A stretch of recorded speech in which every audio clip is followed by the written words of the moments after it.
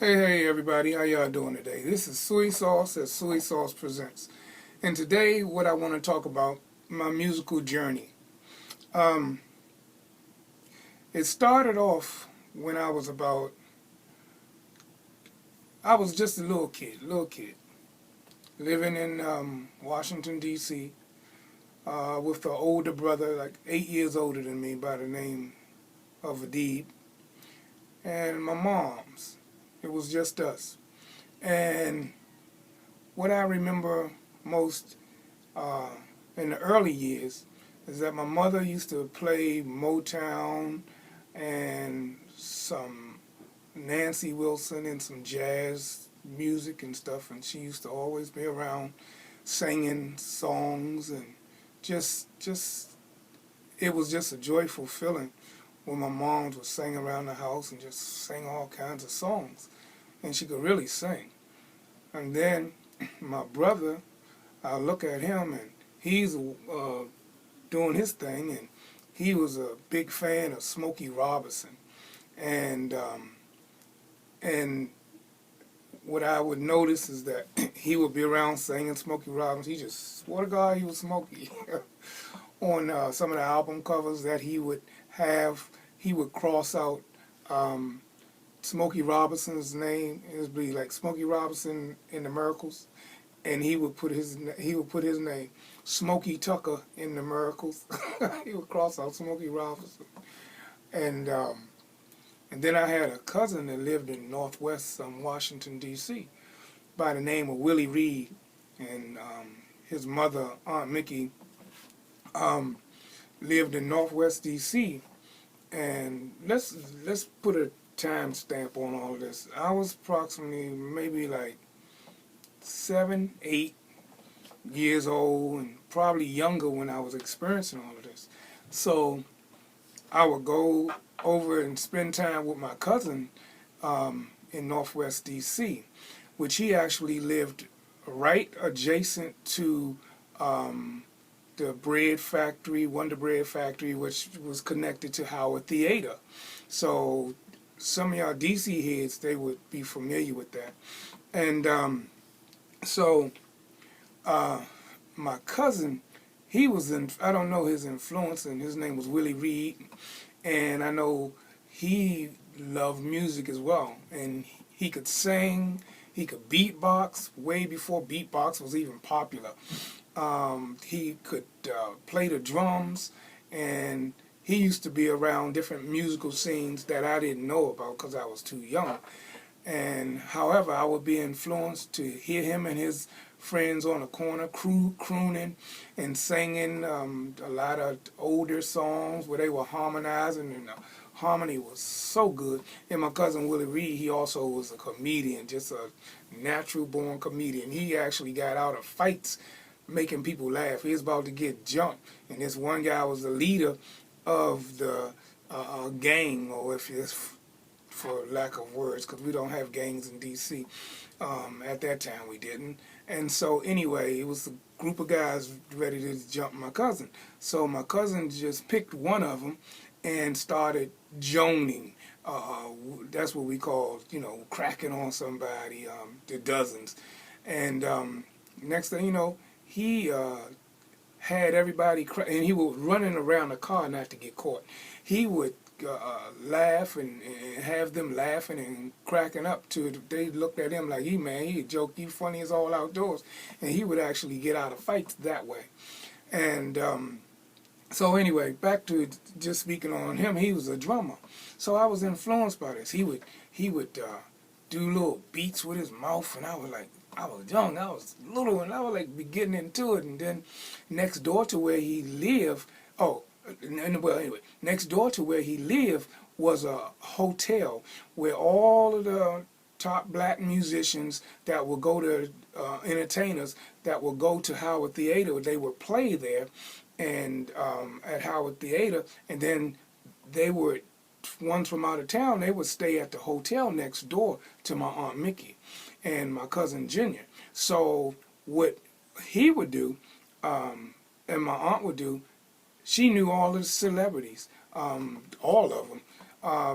She was a good cook, and they liked her food because she used to actually be the head chef at Ed Murphy's Supper Club. That's something way back in the years and before my time. And so she was an excellent cook, trained cook, professional.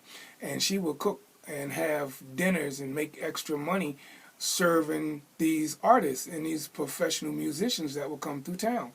And so I was kind of like influenced with all of that. Barry White was at my aunt's house, to name a few. What's his name?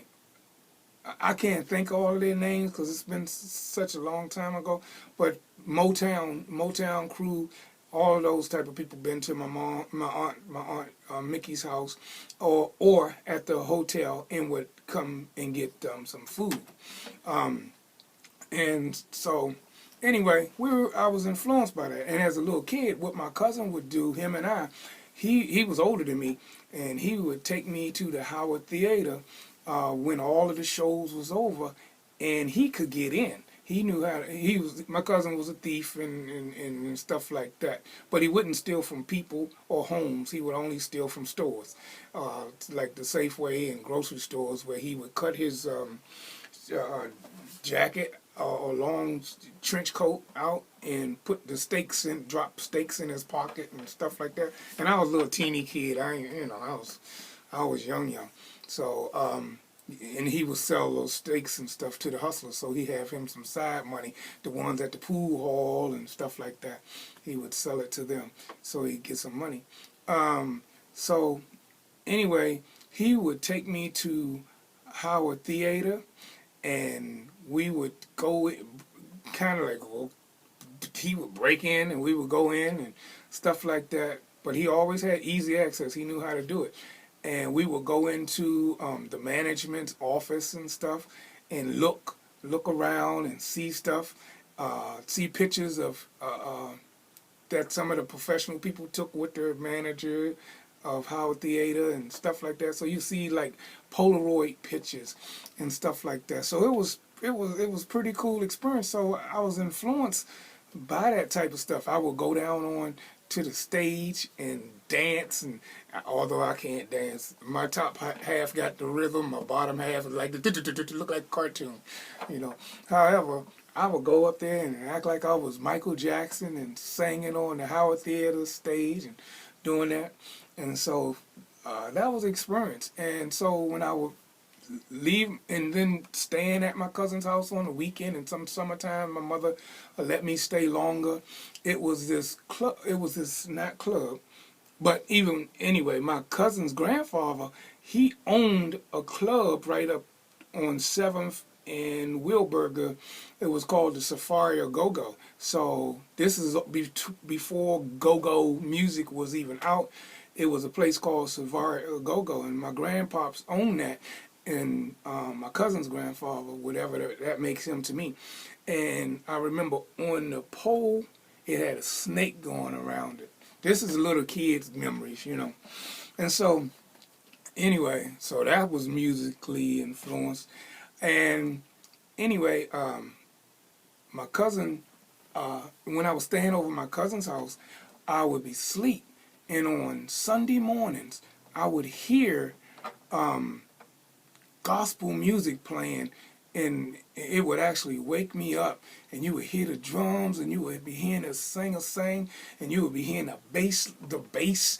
Ooh, it was just so clear, because it was only like 9 or 10 doors down through the back alley where my aunt lived, so they were really close, and so you could hear it clear. This is where it was a reverend called Pastor, I can't think his name, but he was a money pastor where, I can't think his name. If it come to me, I'll go back to it. Man. Anyway, so I was listening to that music, and I didn't realize how I was influenced by that as well. So when I was home with my brother, he doing his thing, and I would always say, I want to be a part of them doing what they doing and getting a band together or what together. I want to just do that. So anyway, I eventually, as I got little old, and I was listening to Michael Jackson, and I was trying to imitate Michael Jackson singing. So I started off singing. Not a good singer at all. Just trying to imitate Michael Jackson like all the kids back then did. We used to spin around and have our little teeny bushes on our head and stuff like that. So I was doing that for a while. And then a friend of mine in the neighborhood, you know, they was in music school class and stuff like that. And I used to play the little flute. It's another name for it. But anyway, I used to play that. And I was okay, but I didn't like that. And my friend, he played, R.I.P is his name. He used to play the violin, him and a guy named Gerald Rich. So they were into the music. So then eventually we got into junior high school. And it was before junior high school. I was in elementary school. I was like 13, 12, 13, yeah.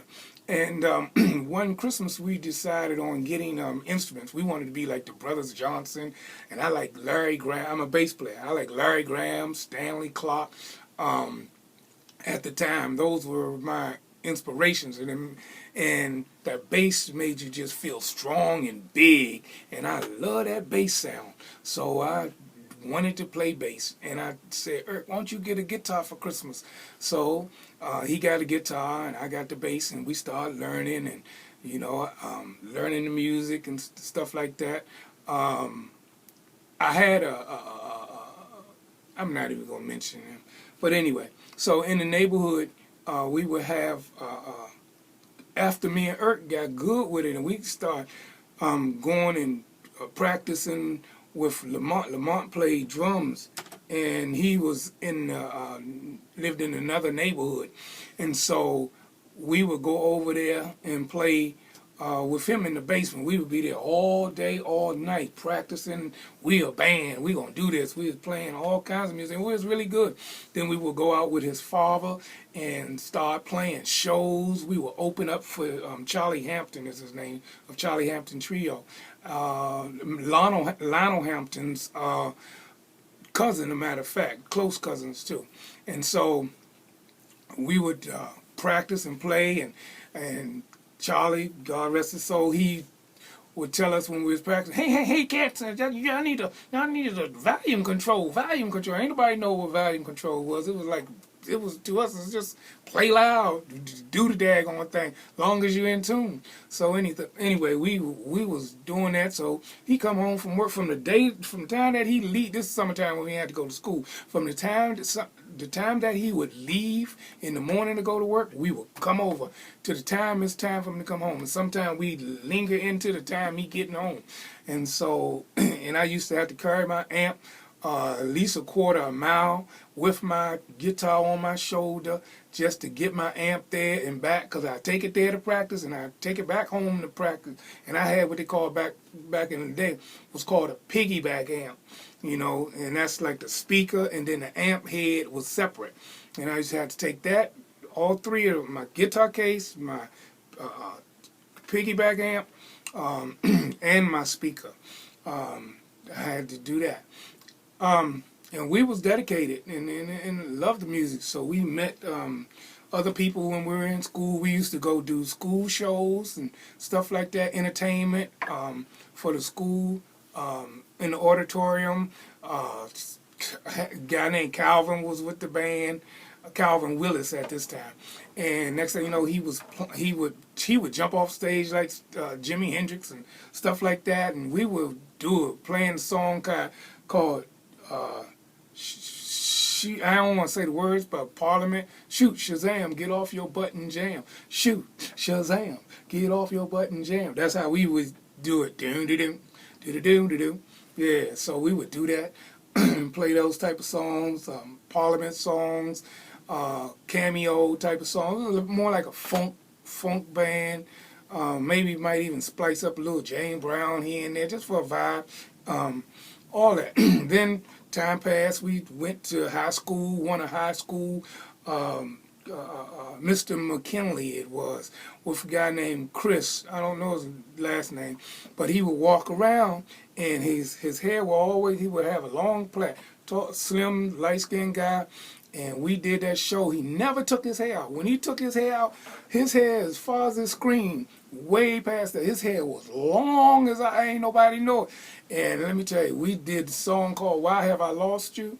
Why have I lost you? I think that was it. Nights and shining armor, stand around. That song, whatever that song is, and we did that song, and we created the choreography. He had the girl with the and from the music class to hit the little thing. I can't even think of what you call it, but it was the real instrument, not no mechanical instrument, not no electronic instrument. It was the real thing. She got it from the music class, and so she played that part, xylophone. Yeah, dun dun dun dun dun dun dun dun dun dun. Yeah, you know what I'm talking about.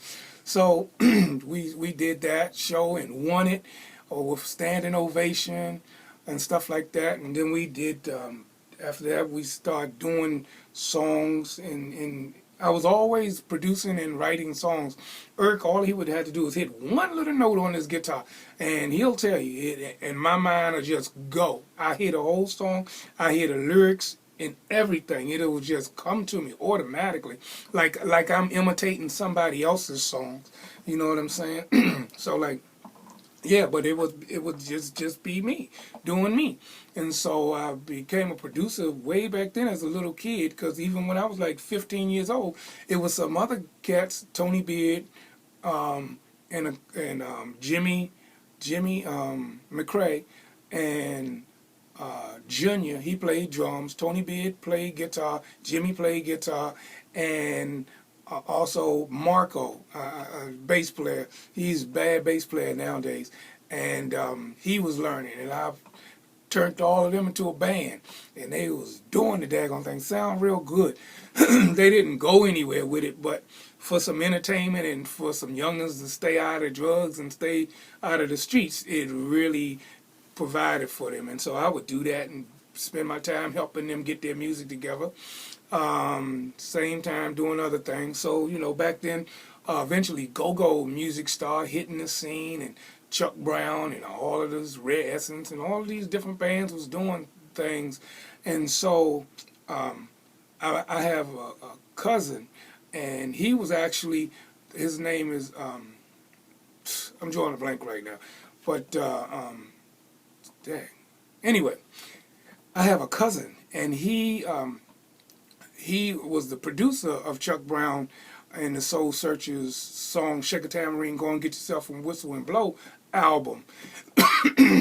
Yeah, and so he was a producer of all of that, and so we got musical people in our family. I got a little nephew, Carl. He raps and stuff like that, you know. So no shout out to him because called his name Push. So he did a little project recently. Yeah, and so we would be doing our thing and everything. I actually drew a blank and I was about to pause it, but I'm not going to. And so let's fast forward. The go-go era came, and it's this guy that lived down the street from me. His name was Kevin, and he was with a band called Pump Blenders, and he needed a bass player. So I went on and started playing bass with them, and we started doing a lot of things. And my mama always told me, she said, "Child, you doing too many shows, you doing too much not to be coming home with no money." So it was this guy named George Busey, you know, and my mama always used to call him a crook, and I wouldn't say that. I would say that he was a great guy. Everybody called him Uncle George, except me. I call him Busey. I don't, you know. So, and then Lil Georgie, that's his son, and then Gerald, he called himself Pump Blender Gerald, or Gerald Pump Blender Brooks, or something like that. But he's a drummer. He was a good guy back then, but he learned a lot of hustle qualities from his from George. So anyway, Kevin and I, you asked me to be a part of it. I was a part of it. I started creating songs. A song called "Funk the People," that's my bass line. Or "Take That Dip," that's my bass line. All of this stuff. Then we had this a whole bunch of stuff was going on. It was so crazy. And I was talking to somebody about this the other day. It was a location on 4909 Georgia Avenue. It was a location where you had young kids and stuff would be hanging around, weed, smoking, drinking and stuff like that. However, you couldn't do none of that in the studio. And so we would be in there practicing and stuff like that. So George, he would actually charge the people to come in. This is because he lived there. He would charge the people to come in to watch us perform. So that was money being made. It was times where we had raggedy equipment and stuff like that. I needed strings for my bass and all of that, and he was like, man, we just gotta do what we're doing. We would go play shows and stuff out on town, and like we'd go to different locations. We'd been in New York. We'd been to Colony Theater. I mean, not Colony. Oh, let's backtrack. So what the band would do, they would actually sometimes would be so raggedy in there. They would play.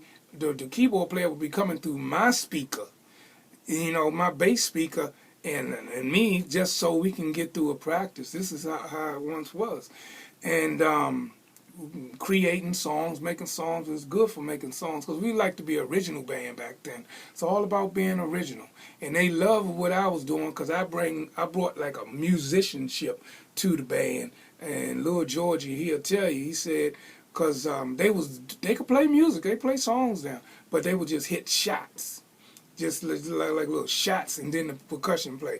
But when I came, we started putting more music to it.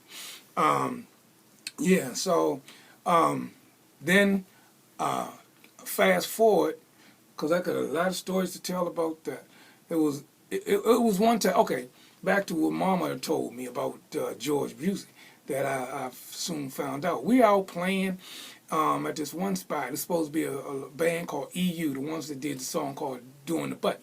So, so it was us and EU supposed to be in there. EU didn't show up. So we did the entire show that night. And it was like, we backed up. George had a daughter by the name of Pam. And the cousin, and they were, Pam is Doc, and the cousin is Light, and two girls. And they would be, for that show, that night, they can sing real good, and so they had a little set that they could do. So we backed them up. We played the pumping set. Then they said EU wasn't going to be there, and so we backed that up. We just did more of our set, did more songs, and did all of that time. All of that time, we did all that music and entertainment. Next thing you know, we're outside waiting for George to come out with the money. We know we got paid that night because EU will pull a big crowd, and we did their work. And so next thing you know, we're playing. One of us had a gun, and we took the gun, and each of us would take shots in the air. You know, we was young and dumb, taking shots in the air, you know, and then the next person would do it, and then we just mischief. So next thing you know, one of the guys looked over at the building where we was waiting for George to come from, and they said, look, man, look. It was nighttime, and so we seen the light, and we could look down, and they was counting all of this money, all this big money. I was like, whoa, look all that money on that table. Stacks and stacks, stacks over racks. You hear me? So it was a lot of money to be made that night. So George came out with a big bag, and we seen them slide. That's his portion of the money. We seen it, and so we knew we was getting paid that night. So make a long story short, he came out, and we was like, oh yeah, Buse, what's up? Where I'll pay? He's like, man, don't you know we go? Yeah, and as I was saying, yeah, we were at this place. I think it was in Maryland somewhere. I forgot.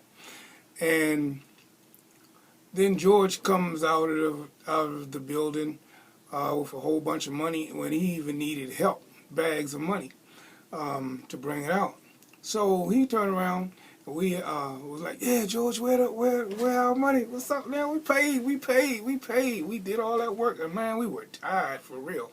But you young, you don't feel it.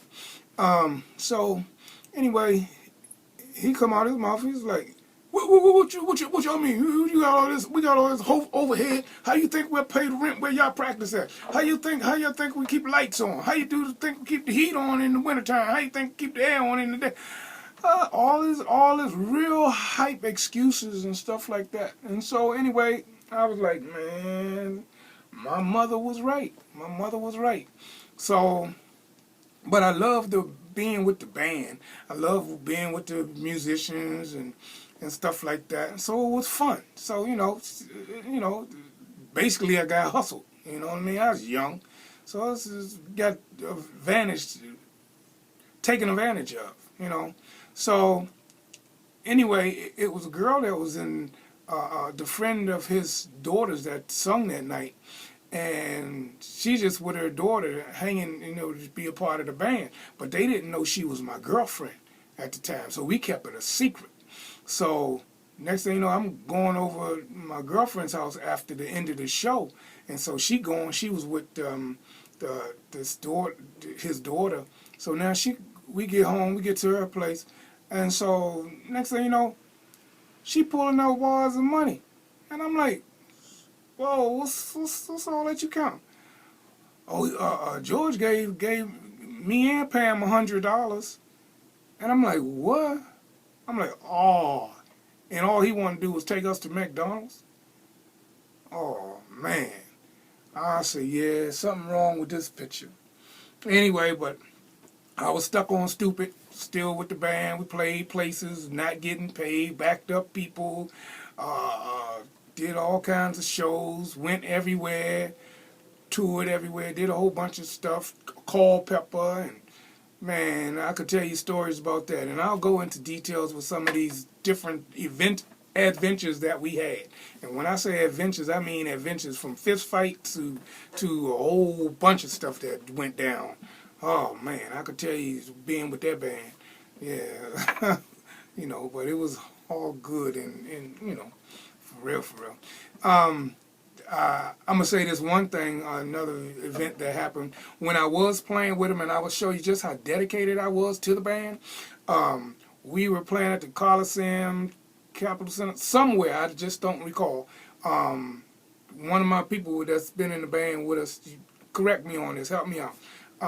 Lil George, get online and post where we was at.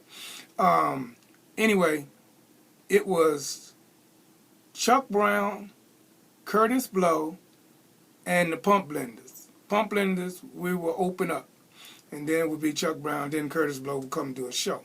However, we were there early and for sound check.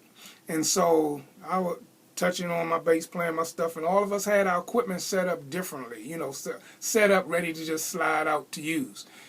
So that's what we was doing, sound checks and stuff like that. So Curtis Blow, bass player, he asked me, he said, hey man, could you play my bass for me?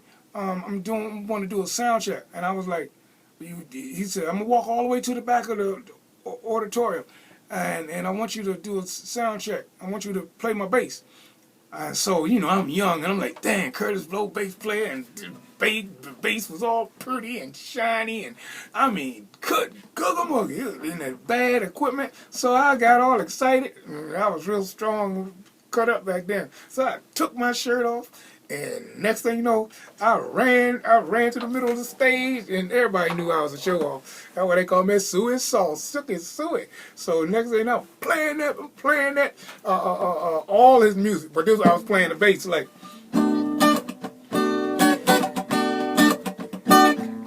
You know what I'm talking about. I just mess with these are the breaks. You know what I'm saying? So we were playing all that. I know I hit that last note wrong.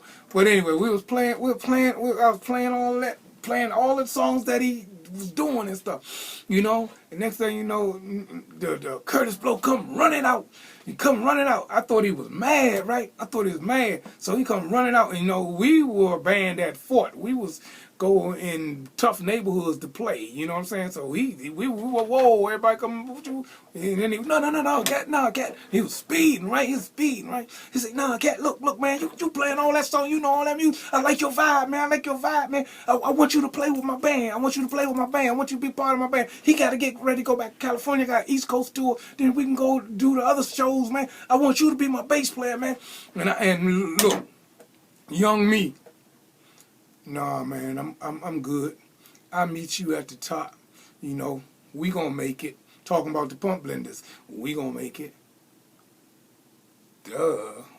So anyway, that was a moment in time that I kind of regret, because I could have at least got my foot in the door of all of what was going on, because I was ready for it. You know what I mean? I was definitely ready for it. And so, anyway, we turned around. That was just a situation. And so, time passed. We did other things. So, I left and went into the military. And my mom's picked me up from the subway because my family lived in deep time passing out. My family lived in Maryland. So, my mom's picked me up at D.C. Train station. And then I would have got my car that was parked in her driveway. I would have went into my car and went home. So she come pick me up at the subway. So now, train station. So now she said, you can drive. I don't like driving, you know that. So I'm driving back home. So as I'm driving to her house, all of a sudden, I'm hearing on the radio a song that I created. I dream songs, you know, and I dreamt this song called Funk the People. The lyrics I did not make. Kevin, the guy that introduced me to the band in the first place, he the one, we was sitting in his house and come up with stuff. And he the one made the lyrics. I made the music. And when I say I made the music, it ain't like everybody just did what they wanted to do. I told each and every person what I heard and what I needed them to do for that song. It ain't like they're making their own stuff up. So I created that song, the music. And so, anyway, I'm hearing my song on the radio. I'm like, Mom. My mother tell me, she said, psst. I said, that's my song. He said, I told you that music was a crook. And God rest his soul, you know, that's all good.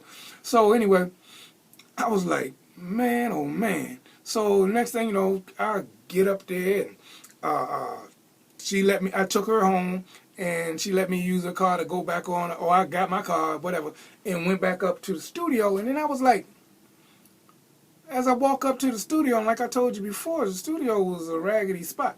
So I walk up into the studio, and as I was parking, I looked and I seen a limousine sitting in front of the place. And I was like, it's a funeral home across the street. But I say, the funeral home people don't park right here because they know all the riffraff and the kids. They don't want them leaning on their car. And this was a brand new limousine with brand new tags on it. I'll never forget that. And I was like, whoa, the funeral home, they getting bold. So anyway, I go in.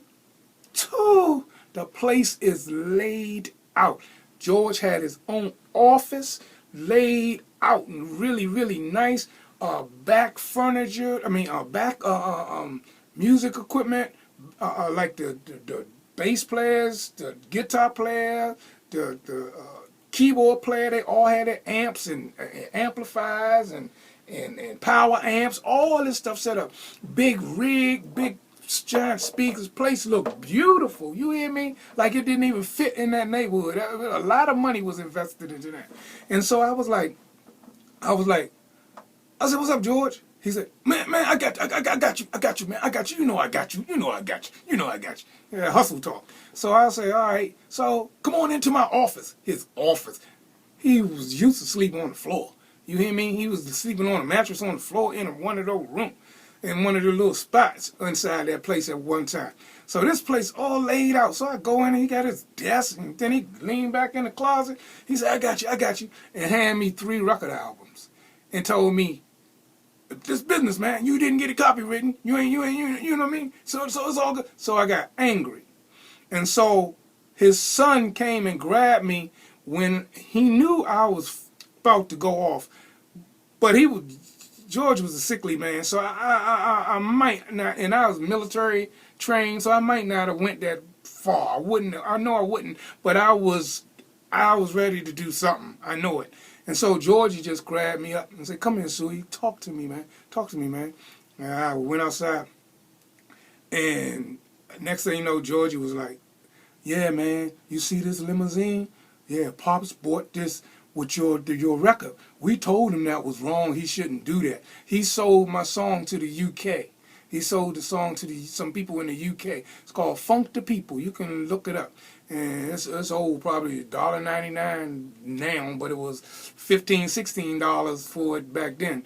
And so, and it won DC Whammy's runner up to, I think it was Bustin' Loose, one of Chuck Brown's songs. So it got noted, and it was on the radio, you know. So next thing you know, she turned around and tell me that they bought a house. Georgie and all of them got cars, brand new clothes, everything they wanted. With that was a big giant payday for them. And how much did I get? 3 DJ record albums, with just like a track with just the music without the vocal on one side and just the beat all the way through a album.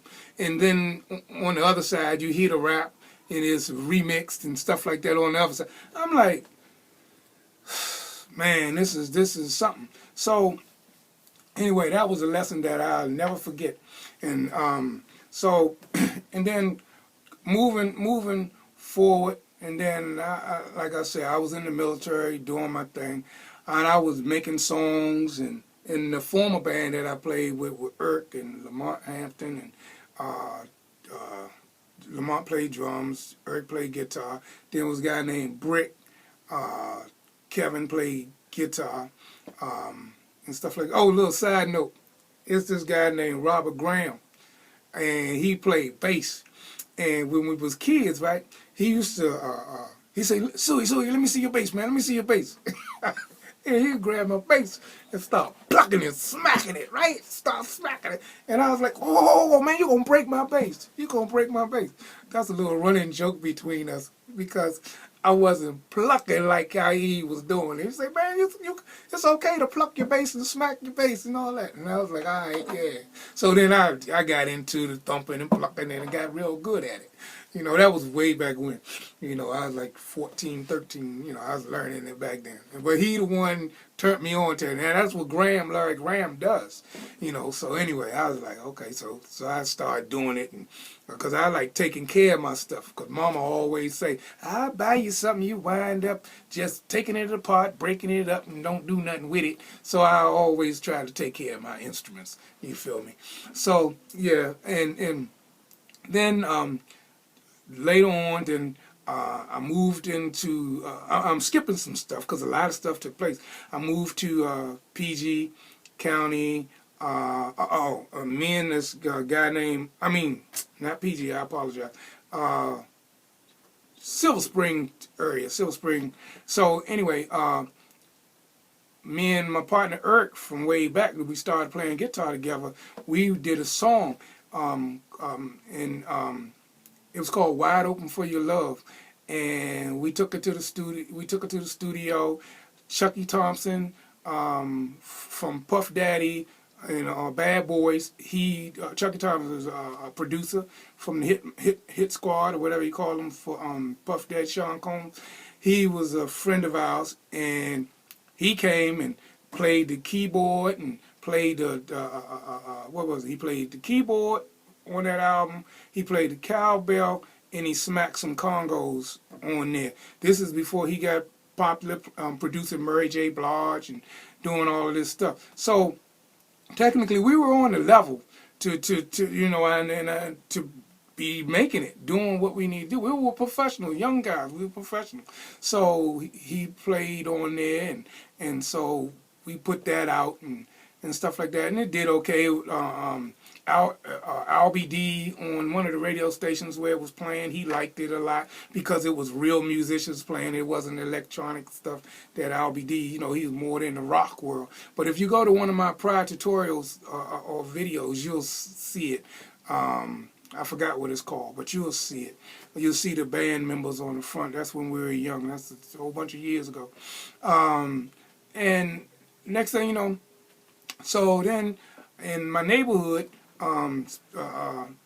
where I was living, raising my family, I used to produce music and produce artists, and we had this band called In a Minute and stuff like that with Pooh, William Price, and a few other guys, Calvin Cox, and me and Calvin, we created we did songs for Dolores for my mom's, and his wife at the time name was Dolores. So we created an album, jazz album called Songs for Dolores. That's Calvin Cox. Shout out to Calvin. And I'm thinking of a lot of stuff that's coming to me, like some of the earlier influence, like Junebug, Staten, Larry that played the bass. He was left-handed in the neighborhood, and when I started off playing the bass, I was left-handed, but he told me to turn it around because I'm not going to find many basses that's going to be left-handed bass. So he was right, but it was funky. Jimi Hendrix played left-handed. I could do it because I'm originally left-handed. So next thing you know, I switched that up. But back to up to date. So then I'm in Maryland with the family and all of that, and I'm doing my music. So I see this little young cat. He be walking by. He be rapping. I mean, his mind was so before his time. That's all I can say. So what I did, I introduced myself. He lived upstairs, and I lived downstairs in the same apartment.